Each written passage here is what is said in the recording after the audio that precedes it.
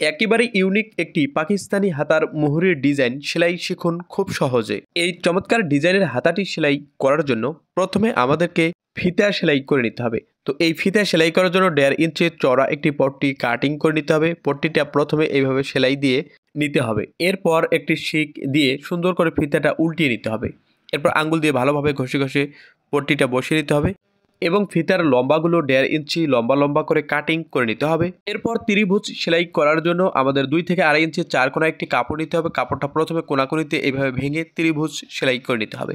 এরপর একটা পট্টি এখানে মাঝখানে বসিয়ে পর্যাপ্ত পরিমাণ ফিতাগুলো আমাদের সেলাই করে নিতে হবে। এই নিয়মে প্রথমে আমাদেরকে ডিজাইনগুলো রেডি করে নিতে হবে পর্যাপ্ত পরিমাণ। এবার এই ডিজাইনগুলো এক সাইড করে রেখে মুহুরির পাটের সোজা দিকটা উপরের দিকে রেখে বসিয়ে নেব। এরপর ডিজাইনটা আমাদের এই নিয়মে মুহুরিতে আটকায় নিতে হবে। একটা ডিজাইন আটক করে নেওয়ার পর আরেকটি ডিজাইন বসিয়ে নিতে হবে। তো এই নিয়মে একটার পর একটা পুরো মুহুরিতে আমাদের ডিজাইনগুলো আটক করে নিতে হবে।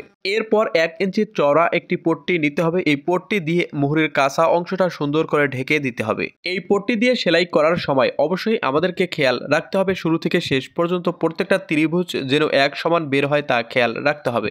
এবার আমাদের এই 1 ইঞ্চি পট্টিটা ভেঙে ভিতরের দিকে নিয়ে যেতে হবে এবং পট্টির লবে লবে একটি সেলাই দিয়ে পট্টিটা আটক করে নিতে হবে।